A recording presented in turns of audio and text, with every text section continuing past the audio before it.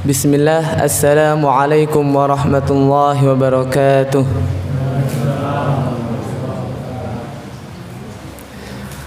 Pergi ke hutan di malam hari, jangan lupa membawa gergaji. Siapa ikhlas menjawab salam, kita doakan pergi berhaji. Allahumma amin. Kita ulangi lagi nggih. Assalamualaikum warahmatullahi wabarakatuh. Semoga yang menjawab salam dengan ikhlas, insya Allah Allah berangkatkan haji ke Baitullah. Allahumma amin. Alhamdulillahi rabbil alamin, hamdan syakirin, hamdan na'imin, hamdan yuwafi ni'amahu wa yukafihul mazidah.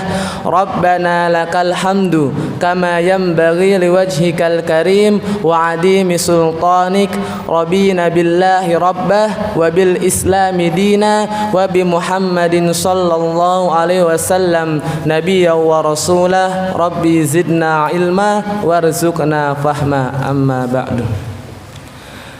Pertama-tama dan yang paling utama, marilah kita senantiasa memanjatkan puja dan puji syukur kita atas kehadirat Allah Subhanahu wa taala, yang mana Allah senantiasa memberikan kepada kita banyak sekali kenikmatan, yang mana kenikmatan itu tidak akan habis-habisnya hingga kita masuk ke alam kubur. Banyak sekali kenikmatan yang Allah berikan kepada kita. Salah satunya adalah kita masih diberikan kesempatan oleh Allah untuk sholat berjamaah dan disambung dengan sholat tarawih di masjid yang insya Allah diberkahi oleh Allah ini. Allahumma amin. Tak lupa salawat bersertakan salam tetap tercurahkan kepada junjungan Nabi agung kita, Nabi besar kita, Nabi Muhammad sallallahu alaihi wasallam. Beliau adalah nabi terbaik, beliau adalah nabi dari para nabi, beliau adalah nabi yang diutus ke muka bumi ini untuk menyempurnakan akhlak manusia. Sebagaimana hadisnya, innama bu'itsu liutammima makarimal akhlak. Sesungguhnya Nabi Muhammad itu diutus ke muka bumi ini untuk menyempurnakan akhlak bagi manusia. Sebelumnya saya ingin tanya bagaimana keadaan kabar puasa di bulan Ramadannya, Bapak Ibu? Bapak pripun puasanya, Pak? Lancar, Pak? Enten masalah? Ada nggih, setiap orang pasti ada masalah. Yang Ibu Ramadannya lancar, Bu? Alhamdulillah lancar nggih. Alhamdulillah Allah masih memberikan kesempatan kita di bulan Ramadan ini lancar dalam berpuasa Ramadan, lancar dalam melaksanakan ibadah bulan Ramadan, Bu. Karena dalam kehidupan itu ada 4, Bu, Pak. Yang pertama itu orang yang jasmaninya baik tapi rohaninya buruk. Yang pertama. Yang kedua adalah orang yang jasadnya buruk tapi jasmaninya baik. Pripun nggih? Pertama adalah orang yang jasadnya baik tapi jiwanya buruk. Yang pertama. Yang kedua adalah orang yang buruk jasadnya, baik jiwanya. Yang ketiga adalah orang yang buruk jiwanya, buruk pula jasadnya. Dan yang paling baik adalah orang yang baik jasadnya, baik pula jiwanya. Yang pertama itu siapa? Orang yang baik jasadnya tapi buruk jiwanya. Itu adalah mereka yang mana Allah berikan kekuatan pada diri mereka. Mereka bisa kerja, mereka bisa melakukan aktivitas keseharian, tetapi mereka jiwanya sakit. Mereka tidak bisa.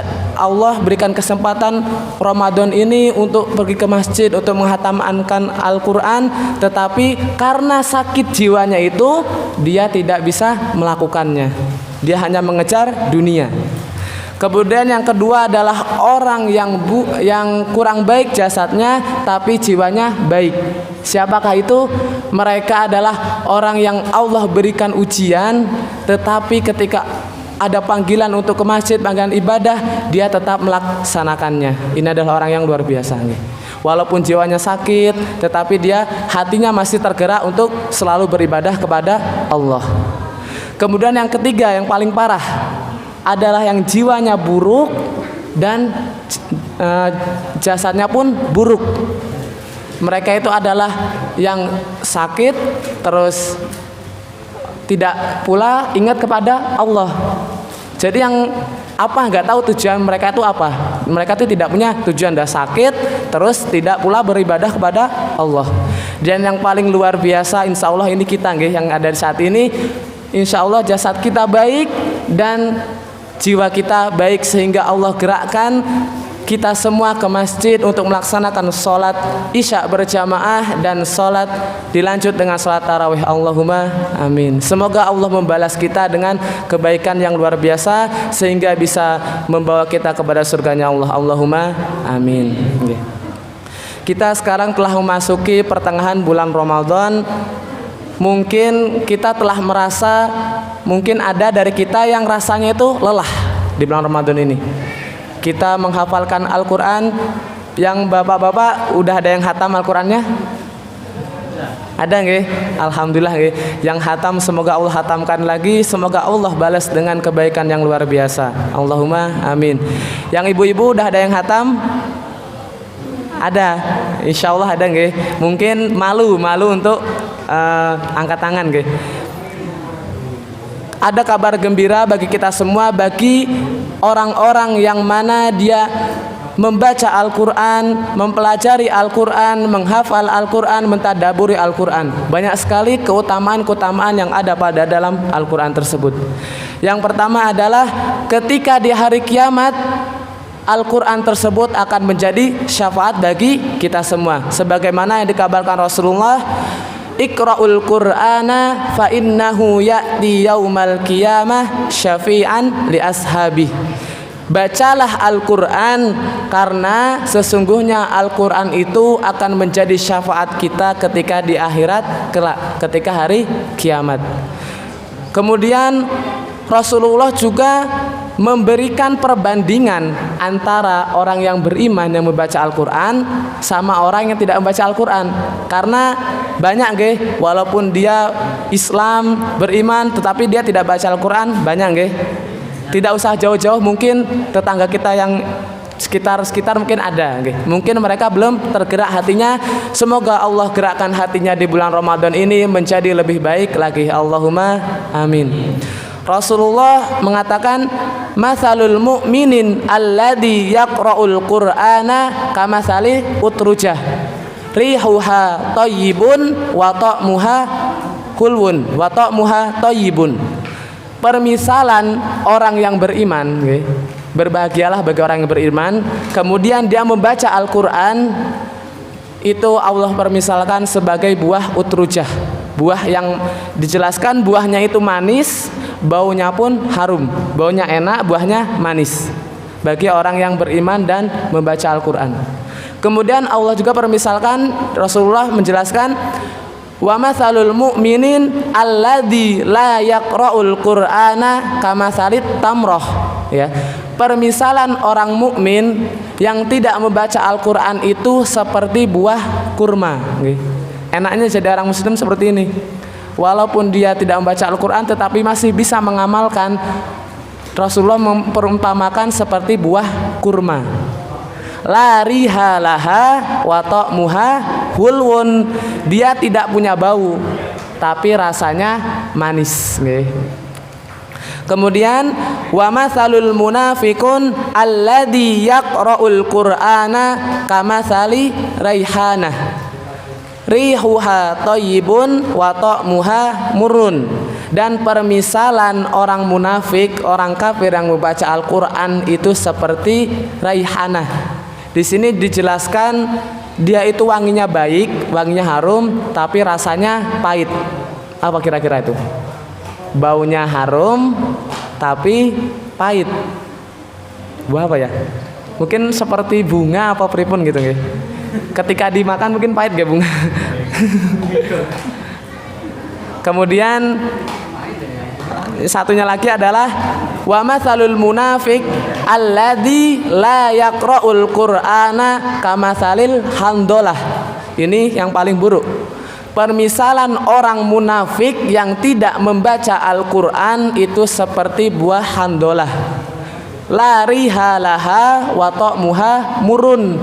Dia tidak berbau dan rasanya pun pahit. Buah apa niku?